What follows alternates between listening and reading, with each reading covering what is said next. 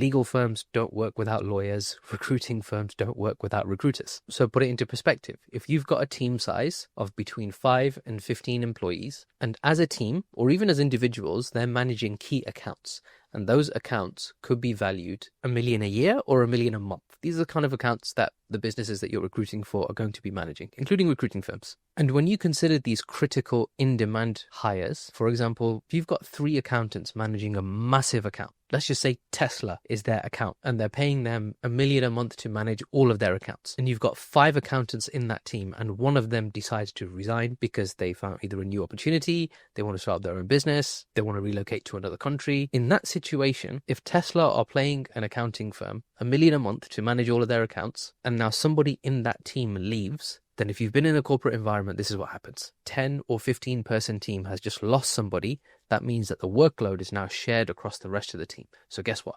Everybody feels overworked. Now they all have to work a few extra hours just to maintain it, because if they don't maintain it, then the risk is that they could lose the client account. And they don't want to be held responsible for losing the client account, because then they get in trouble with their manager, then they could get fired. And the stress and pressure is probably coming from the manager, which means that when that accountant leaves, the hiring manager or the lead accountant or the director of the accounting firm, whoever's feeling the most amount of pain, they are going to want to fill this position as quickly and fast as they possibly can to reduce the amount of interruption, because this can spiral out of control. If you've got a team of 5, 10 or 15 and now they're all overworked, guess what? Another person is going to leave because now they're overworked. And then another person is going to leave, and before you know it, the entire team has left. You lost your account, you lost all the money, and you lost all your business. Yes, that sounds scary and it's all doom and gloom, but that is the worst case scenario and the biggest fear for every single accounting firm owner, an accounting firm director, an accounting firm team lead. Because if they lose their best people, then they risk losing the accounts. So for just about every business that I've described, accountants, recruiters, lawyers,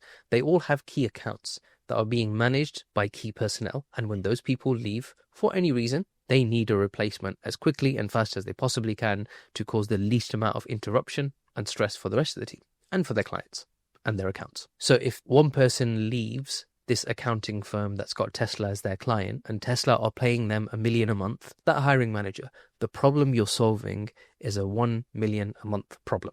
And if the accountant is going to earn 100 or even 200K and you're going to charge them 20 or 40K as a recruiting fee, it's a pretty good deal to solve a $1 million a month problem. And it's worth touching here on different pricing models and structures that people use. You could charge a client part of the fee either upfront or on commencement, or you can treat it like a no-win, no-fee type approach where you just say, hey, look, when I find you the person, you pay me then 30 or even 14 days. From the moment that they start, I'll send you the invoice and you pay me then. The last pricing model I explained is a little bit more simple and easier to manage. And the first one gives you a little bit more control over your time. But you can imagine if you charge even 20, 30, 40, or even 50% of the anticipated fee up front, yes, you get a little bit more commitment from the client, but that just means that they're serious. And if you don't deliver, then they lose that amount of money because you took that from them. And unless you offer it as a full refund, the chances are it's going to leave a little bit of a sour taste in their mouth, and they may or may not come to you. So yeah, if you are going to offer any kind of guaranteed results or guaranteed retainer type approach in recruitment, just make sure that you actually do deliver, because you're going to end up either losing clients or losing refunds or losing relationships. And in the long term, that doesn't work out very well, because then you just end up constantly looking for new business because nobody wants to work with you ever again. And when you consider some of the industries and markets that I've described, you have to understand that recruitment sits alongside these industries, meaning that as long as accounting firms exist and as long as they need critical hires, then it doesn't make sense for these accounting firms to either adopt an AI tool, an automation tool, and learn how to do recruiting themselves. They're better off just paying somebody else to do it, because then they can focus on what they need to do best. And that's why I have more confidence and belief in recruitment as a business model compared to any other, because it's been around since like 1920. It was literally born in the UK through the efforts of recruiting soldiers during the World War. And that's why the UK is more densely populated with recruiting firms compared to any other part of the world.